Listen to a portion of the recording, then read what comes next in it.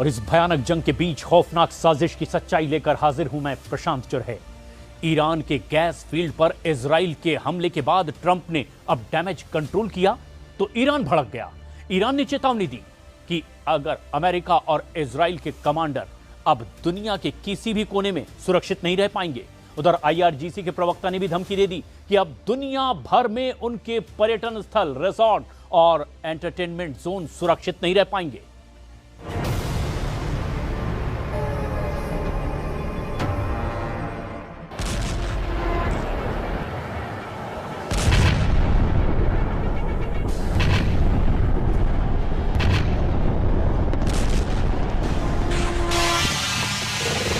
Iran ने जंग का रुख बदल दिया है। ट्रंप ने बाहर निकलने का रास्ता ढूंढ लिया है।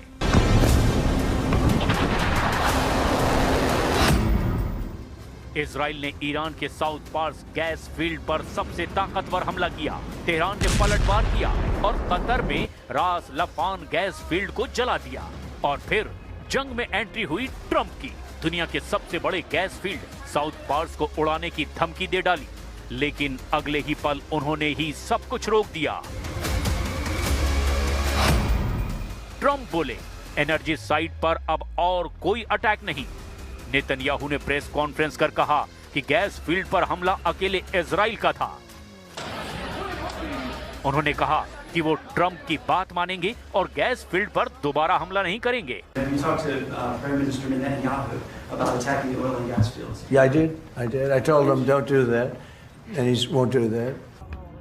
ट्रंप के इस बयान का असर ये हुआ कि जिस कच्चे तेल के दाम $119 प्रति बैरल पहुंच गए थे, वो सीधे $107 प्रति बैरल पर आ गए। तो क्या सुपर पावर जंग में एग्जिट गेट तलाश रहा है, या ये सब एक ट्रंप का नया ट्रिक है? क्योंकि ईरान चुप नहीं है। साउथ पार्स गैस फील्ड पर हुए हमले के बाद ईरान ने इजराइल पर मिसाइलों की बौछार कर दी। तेल अवीव में एयर रेड सायरन बजने लगे और एयर डिफेंस इंटरसेप्टर के धमाकों की आवाज पूरे शहर में गूंजने लगी।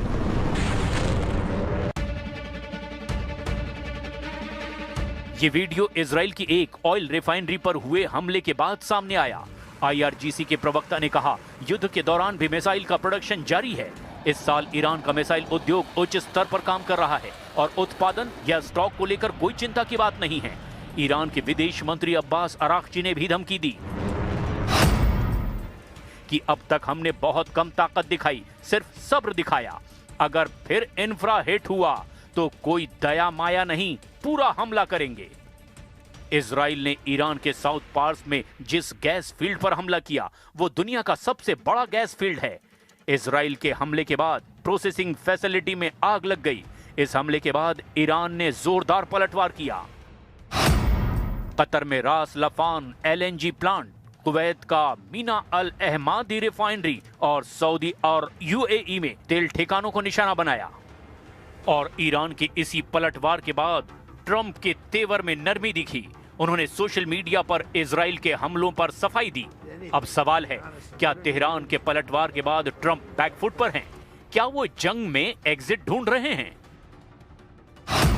ट्रंप ने हॉर्मुज के लिए 7 देशों से वॉरशिप मांगे।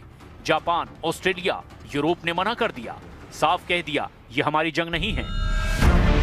तो क्या इस जंग में ट्रंप अकेले पड़ रहे हैं? अपने कई बयानों में वो कह चुके हैं कि इस जंग का असर इकोनॉमी पर नहीं पड़ेगा और ये जंग जल्द ही खत्म होगी।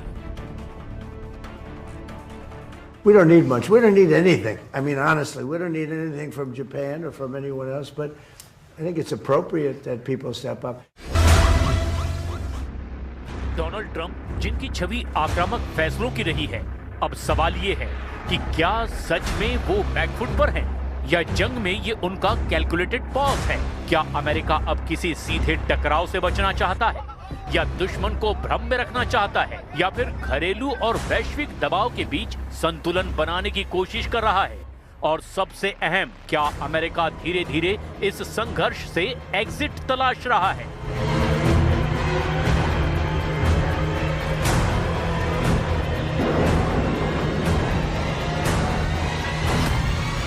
19 मार्च को ट्रंप ने साउथ पार्स पर हमला रोकने का ऐलान किया। 19 मार्च को ओवल ऑफिस में जापान के पीएम से मीटिंग की और नेतन्याहू को रोकने का दावा किया। इसी दिन नेतन्याहू ने प्रेस कॉन्फ्रेंस कर कहा उन्होंने ट्रंप की बात मान ली है। 19 मार्च को उनका सोशल मीडिया पोस्ट आया जिसमें उन्होंने कहा कि अभी जंग में वो सैनिकों को नहीं उतारने वाले हैं।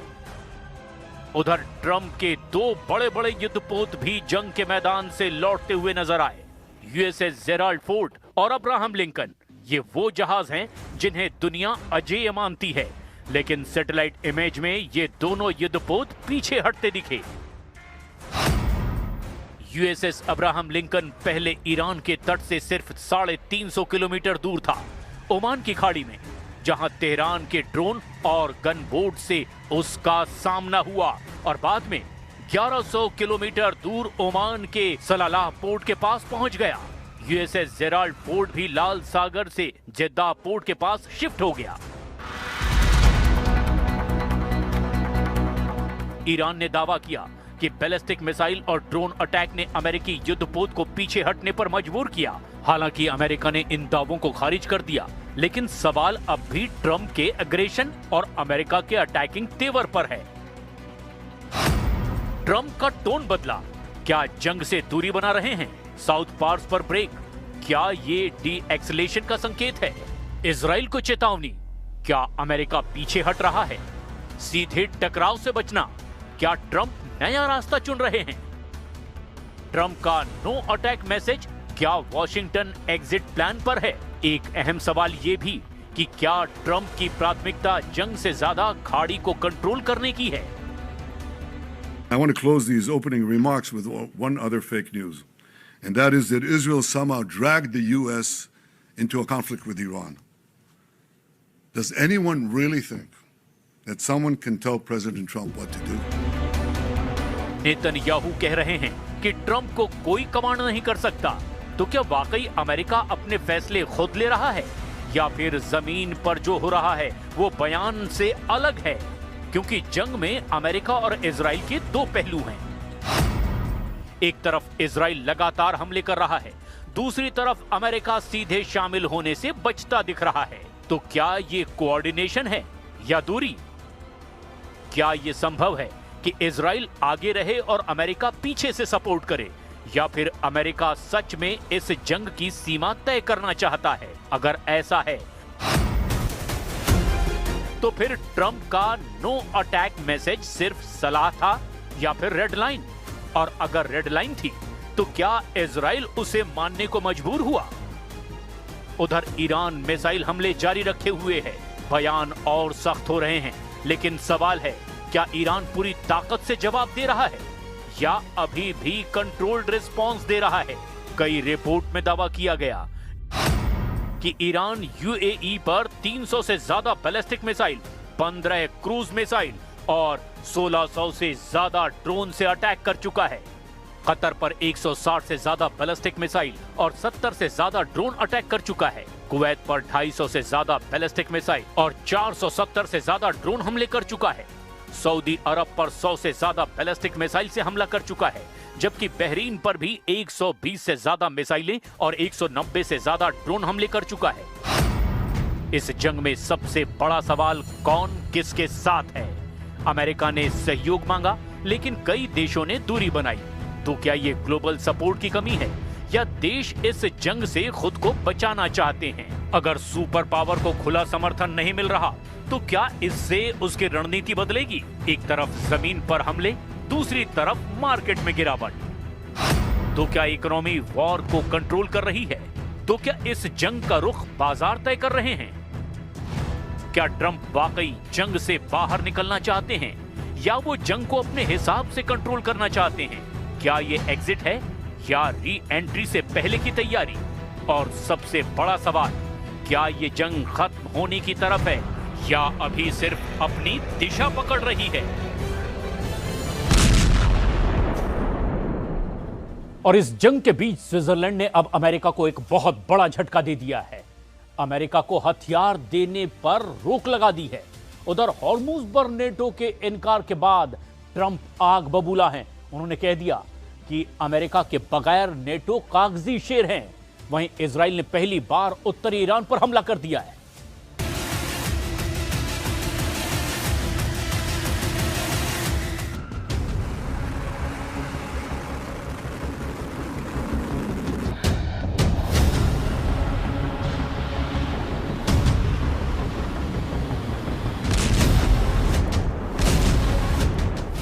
ईरान का पलटवार जारी है। ईरान गिन गिन कर बदला ले रहा है। ईरान अमेरिका इजराइल को बराबर की टक्कर दे रहा है। ट्रंप के जंगी जेट F-35 से ईरान की मिनी मिसाइल टकराई, धमाका हुआ, आग की लपटों में लड़ाकू जेट घिरा।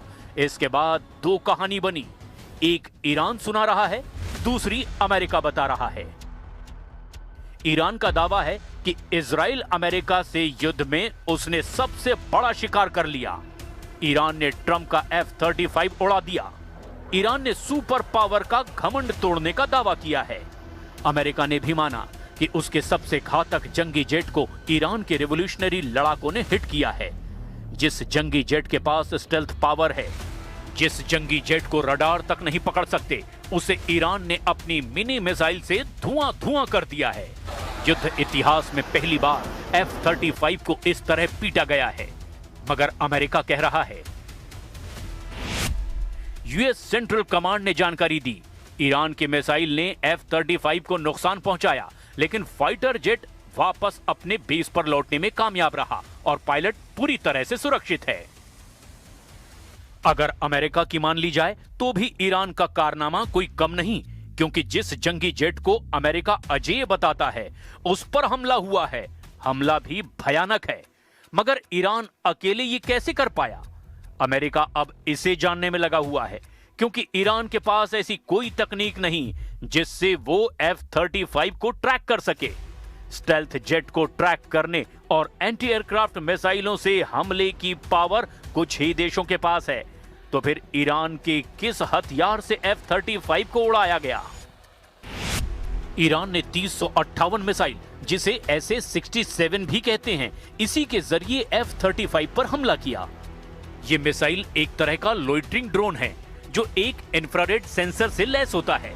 जब जंगी जेट धीमी रफ्तार से उड़ रहे होते हैं तो इससे निशाना साधा जा सकता है। ईरान ने अमेरिका की 1 दर्जन MQ-9 रीपर ड्रोन को 358 मिसाइलों से ढेर कर दिया है। अब F-35 पर हमला होने का मतलब है ईरान को हल्के में नहीं लिया जा सकता। कम से कम इजराइल तो अभी ईरान पर हमलों की रफ्तार कम नहीं करने वाला। पीएम नेतन्याहू ने ऐलान किया है कि ईरान में तख्ता पलट तक युद्ध चलता रहेगा। नेतन्याहू ने ईरान के लोगों से अपील की है कि वो सड़कों पर आकर खामनेई सरकार को उखाड़ फेंके। פועלים עכשיו לא רק כדי להשמיד את הטילים הבליסטיים ואת תוכניות הגרעין שנשארו, מעט נשאר, אלא גם להשמיד את התעשיות שמאפשרות לייצר את התוכניות הללו. וכבר עכשיו, לאחר 20 יום, ईरान के तेहरान, परचिन, केरमान, अराक और बंदरे लेंगे पर इजराइल डिफेंस फोर्स का सबसे तूफानी हमला जारी है।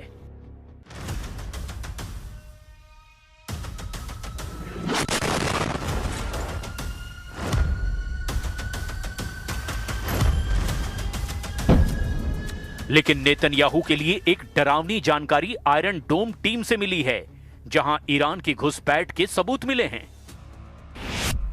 इजराइल के एक रिजर्व सैनिक के खिलाफ गंभीर चार्जशीट फाइल की गई है। इजराइल मिलिट्री का यह सैनिक आयरन डोम एयर डिफेंस सिस्टम पर काम करता है। चार्जशीट के मुताबिक आरोपी रज कोहेन ने ईरानी ऑपरेटिव्स को आयरन डोम की जानकारी ट्रांसफर की है। रज कोहेन को शिन बेट ने ज्वाइंट इन्वेस्टिगेशन के बाद गिरफ्तार किया। ईरान ने इजराइल के एयर डिफेंस ऑपरेशन की सेंसिटिव डिटेल जुटाकर सटीक हमलों को अंजाम दिया है, जिससे अलर्ट होकर इजराइल ने ईरान के जासूसी नेटवर्क पर एक्शन लेना शुरू किया है। मगर नेतन्याहू से ट्रंप की नाराजगी नई टेंशन बढ़ा रही है।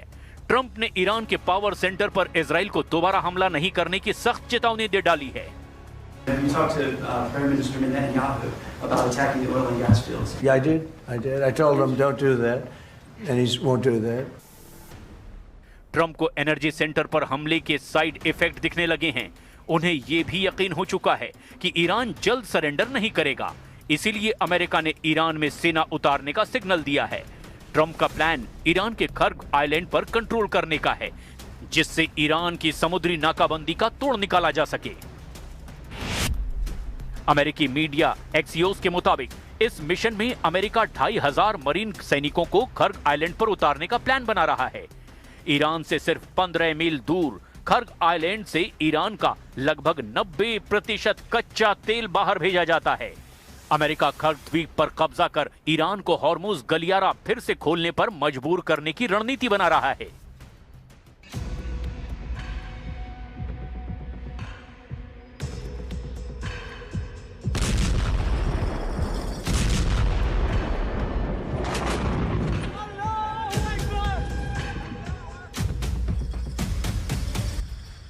ट्रंप ने ईरान पर युद्ध थोपने के आरोपों पर सफाई भी दी है। ट्रंप ने कहा कि ईरान पर हमले के बारे में किसी को इसलिए कुछ नहीं बताया गया क्योंकि ये एक सरप्राइज है, जैसा सरप्राइज दूसरे विश्व युद्ध में जापान ने पर्ल हार्बर पर हमला करके अमेरिका को दिया था। We had to surprise them, and we did. And because of that surprise, we knocked out, the first 2 days, we probably knocked out 50% of what we, and much more than we anticipated doing. So if I go and tell everybody about it, there's no longer a surprise. Super power ने हमला कर चौंकाया है तो Iran भी पीछे नहीं। Larijani की मौत के बाद इस्लामिक रिवोल्यूशनरी गार्ड कॉर्प्स के लड़ाके मोहम्मद बाघेर कालिबाफ अब वॉर कमांडर बने हैं। कालिबाफ ईरान की संसद के स्पीकर हैं। उन्हें अमेरिका इजराइल का कट्टर विरोधी कहा जाता है। ईरान के तेल भंडार पर हमलों के बाद कालिबाफ ने ये धमकी दी है। आंख के बदले आंख की कसम लागू हो गई है और टकराव का एक नया लेवल शुरू हो गया है।